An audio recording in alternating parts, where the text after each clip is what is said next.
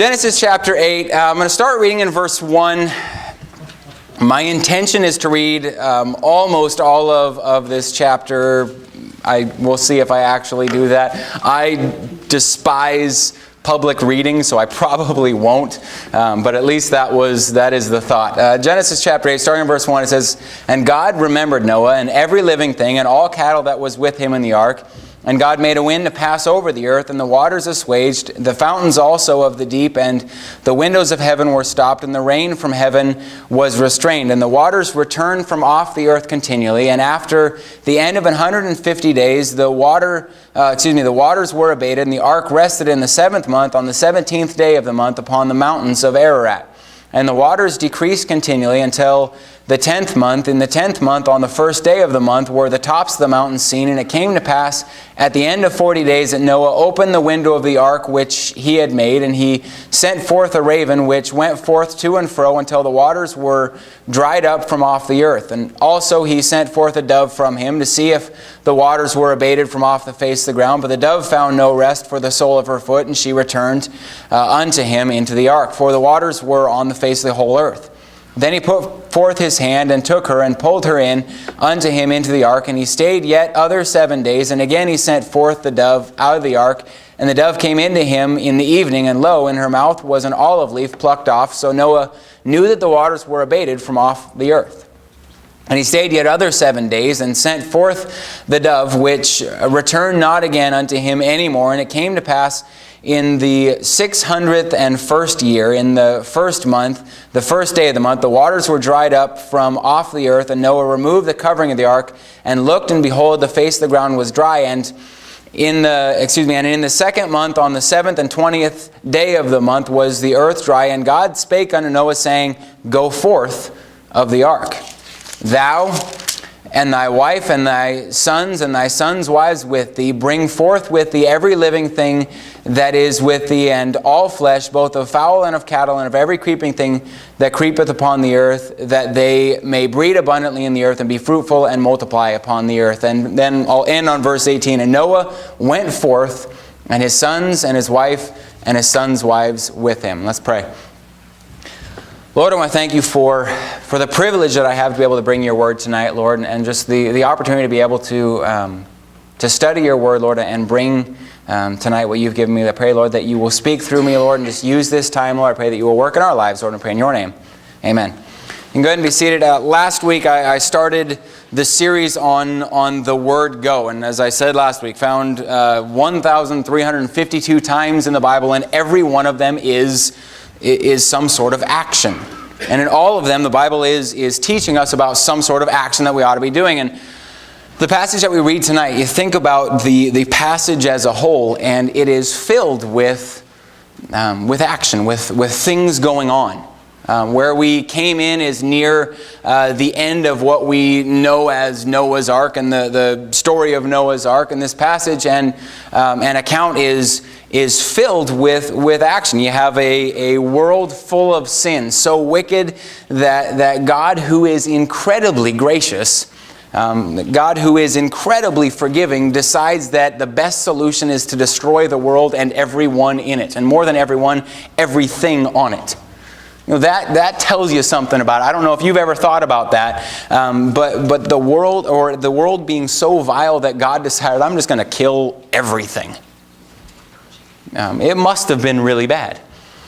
Plan is to destroy everything, to bring a flood that rips apart the earth. And you think of the waters from heaven and the waters from beneath all flowing out, and we can still see valleys and things like that carved out by the massive flood. And a flood that aside from Noah and his family and the animals that he brought on the ark, killed everything, every person, every animal, every plant, all gone. And you think of the fact of Noah and his family in the ark.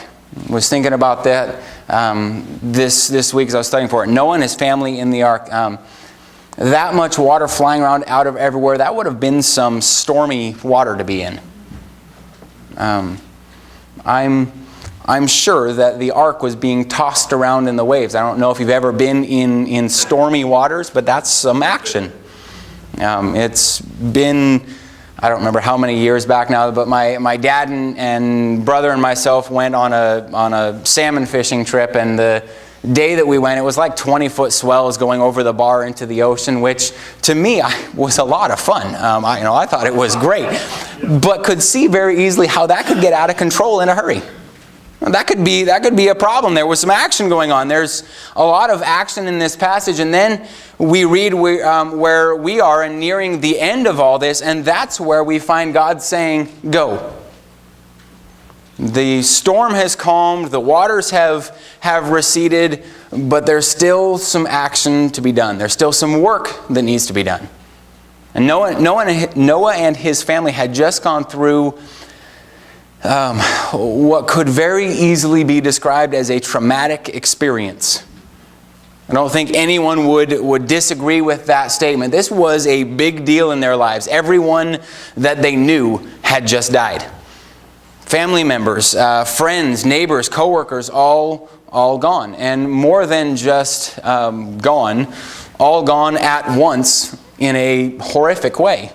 Genesis 6:17 says, and behold, I do bring forth flood upon the earth, flood of waters upon the earth to destroy all flesh, wherein is the breath of life from under heaven, and everything that is in the earth shall die. That makes it pretty clear. They aren't going to get off the ark and find some survivors. You're not going to get off the ark and think, maybe I can find my buddy who didn't come. Everyone that they knew had just died, and died in a horrible way. It has long been my opinion that dying by drowning is probably the worst way to die. It just seems horrible. I've never drowned, so I can't tell you this from firsthand experience, but this is what I'm told. I looked it up this week, that it is a slow and painful death, and this is what they said. Throughout most of it, you're conscious, so you know you're dying a slow and painful death. Well, that's horrible. That sounds miserable. Just not the sort of thing I want to do. They had lost everyone in a horrible way, and all at one time. Dealing with death of a family member or a friend is hard enough, but can you imagine losing every single family member and friend aside from your immediate family in one day? They had just lost everyone. Everyone that they knew was gone. The places that they knew were gone. As the ark began to settle and they started to get out of it, everything would have looked different. Everything. Even had they landed on the exact spot where they built the ark. Had the ark just gone straight up in the waters and then the waters receded and it come straight down, and I know it didn't, but had that happened, they still would have got out and not recognized it. Because water changes things. And then especially when you're talking about violent water, it changes the landscape in a huge way. As they stepped out of the ark, they wouldn't have recognized anything. Even if it was a place they had walked hundreds of times, they wouldn't have recognized anything. And I have to wonder, as they stepped out, what kind of this? And I don't mean this. What kind of carnage they saw. Bible doesn't say it, and I don't know this. Maybe God took care of this, and wherever the waters receded to, everything else did too. But a lot of people died. Bodies don't just disappear. Animal carcasses don't just go away. Debris from all the homes and the trees and those sorts of things most likely would have been strewn everywhere. You see areas where there's been a big flood or landslide or something like that, and it's carnage. There's a mess thrown everywhere. And again, the Bible doesn't give us details of that. Maybe as the waters receded, God cleaned all of that up too. We don't know, but everything they knew was different. It had all changed. Simply put, life as they knew it was gone. Didn't exist anymore.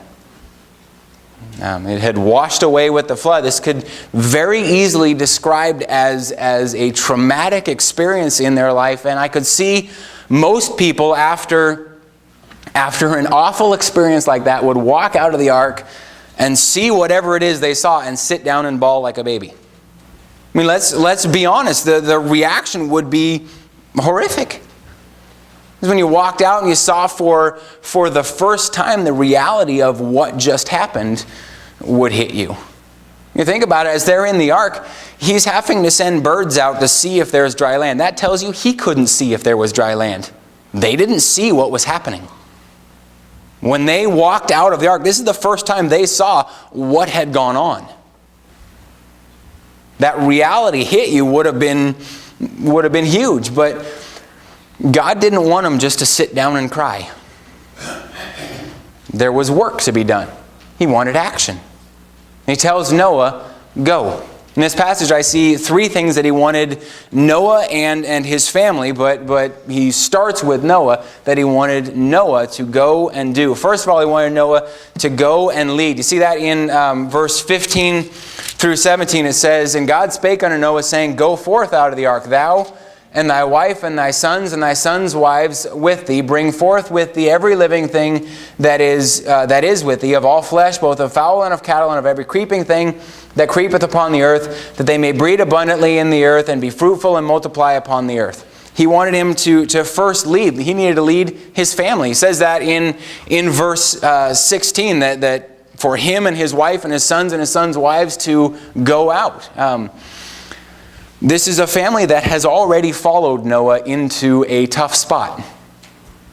It amazes me every time I read the chapters leading up to this, how when he told his family what God was going to do and what God wanted them to do, that none of them said, well, the old man's finally lost it. You know, you think about that. What he was telling them that God is saying to them would have sounded crazy. Would have sounded completely insane. You know, it's amazing that none of the sons said it's time to put dad in a home because he's just lost it. No, they followed him, and they helped him build the ark, and then followed him into the ark after what they had just experienced. What they needed was the same leader that Noah had been all along. After what they had just gone through, they needed someone to lead. After you have something major like this happen, and someone steps up to take, or you have to have someone step up to take charge. You see it in any crisis type situation. Someone has to kind of step up and be that leader. If not, people just panic. Used to be that way back in kind of the days of honor, that in battle you didn't kill anyone with rank, because it was considered kind of bad form to kill an officer. But there came a point that they figured out killing the officer was the best plan of attack. Because once the officer was down and the soldiers had no leader, and with no leader, all you got was chaos. People just started doing whatever they wanted in battle. That doesn't work. People are stepping out of the ark, and their first thought would have to be, what now? What do we do? How do we react to this? How do we move on from this? Noah's family needed him to step up and lead them.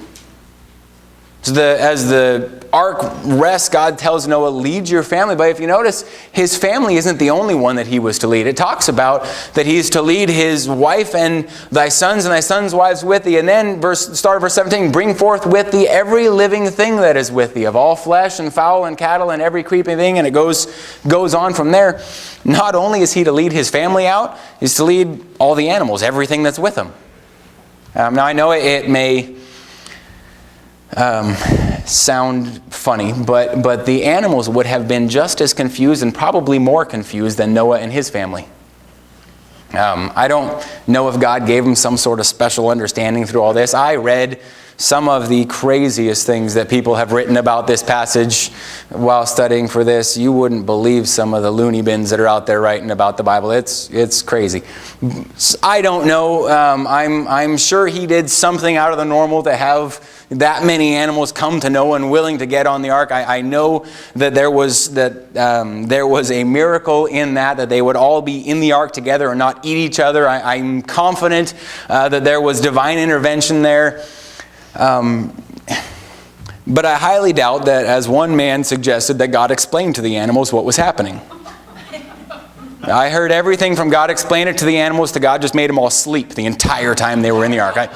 It was crazy. But I highly doubt that God went to a rat and said, now here's what's happening. I don't see God doing that. Considering that he rarely explains himself to men, somehow I doubt he sits down with a rat and says, this is what's going to happen for the next little bit. I don't know, but that's just my thought on it. There would have been confusion. And as the doors open and they're supposed to go out, there would have been some hesitation. You've all heard the phrase, a calf at a new gate. This is a new gate. Everything is new. They wouldn't have recognized where they were either. Have you ever seen an animal who doesn't know where it is? Quite often they'll refuse to go.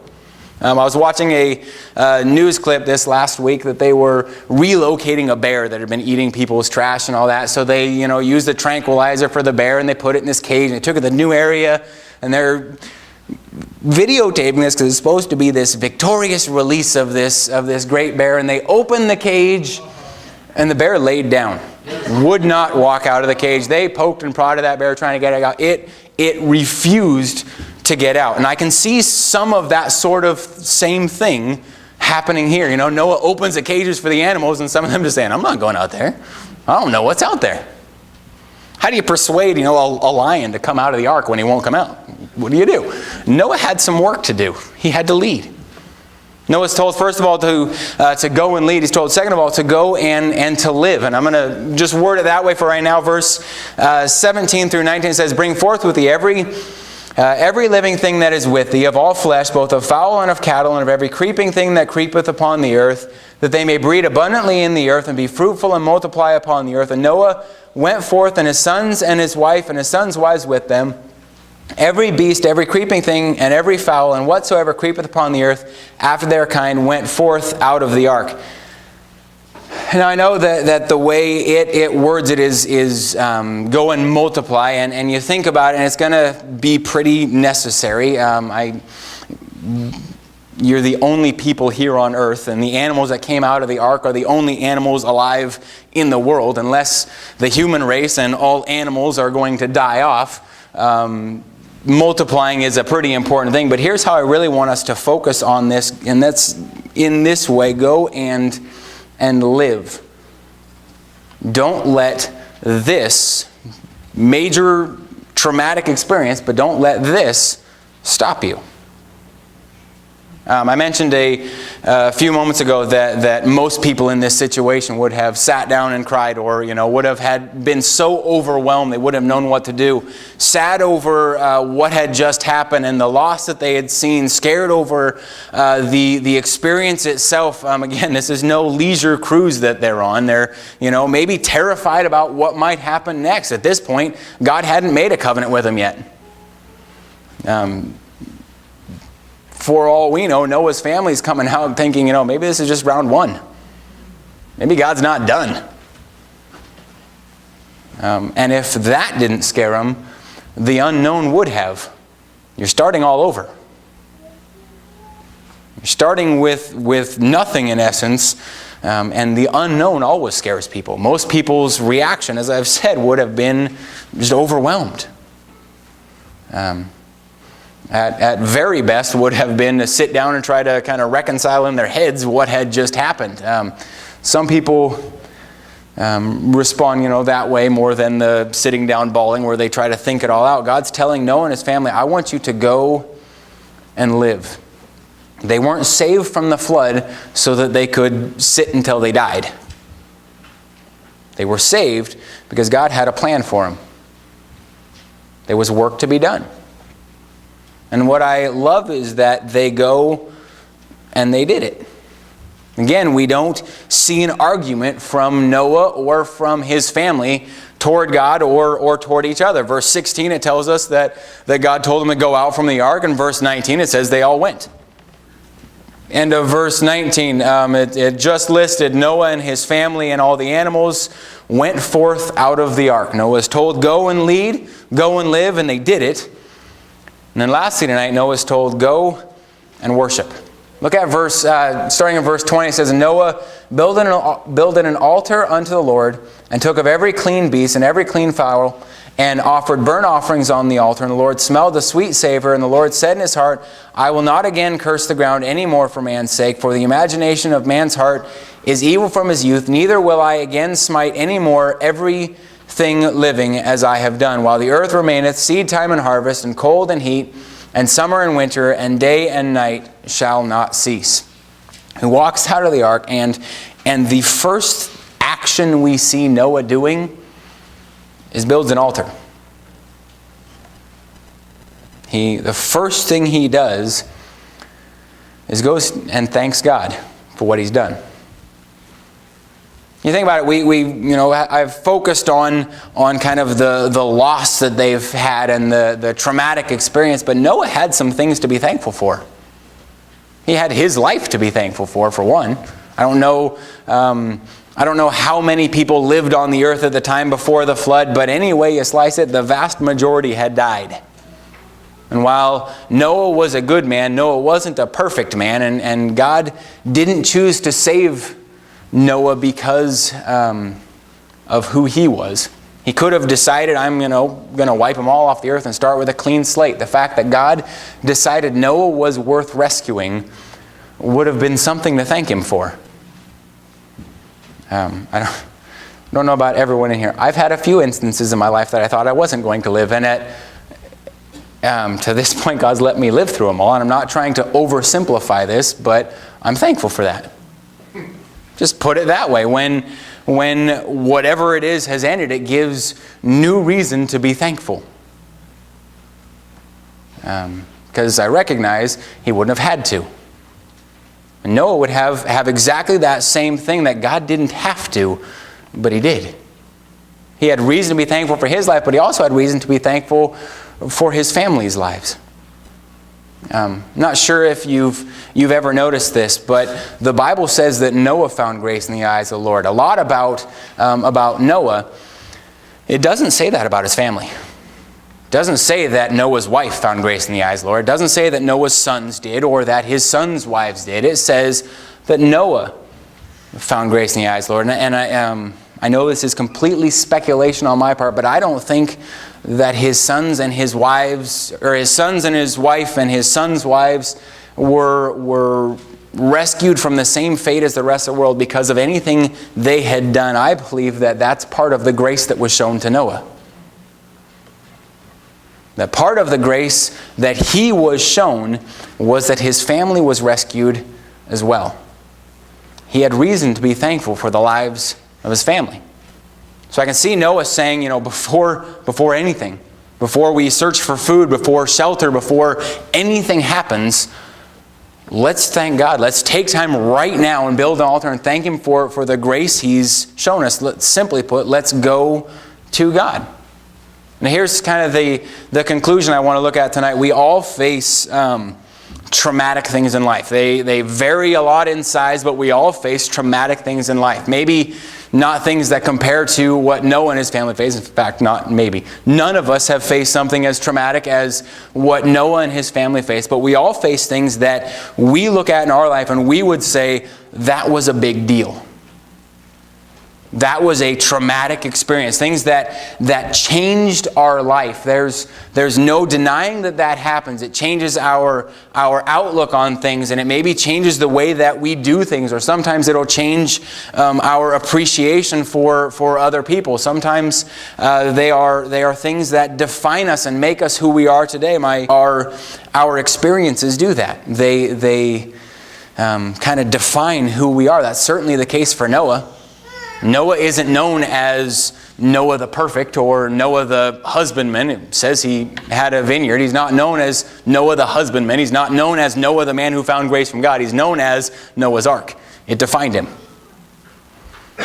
We all have those times. Maybe it's a loss of a family member. Maybe it's something that happened to you, like Lisa and I have had. Whatever it is, when those times come, we aren't to just sit down and pout. We aren't to just sit down and cry. Just like Noah, we are to go. We're to go. We're to go on leading, showing others the way, showing others what Christ has done in us. We're to go on living, not letting our circumstances, while they may define us, not letting them stop us. And then we're to go on to God. Go to God when life is perfect. go to God during the trouble, and go to God to thank Him for the deliverance. Let's pray.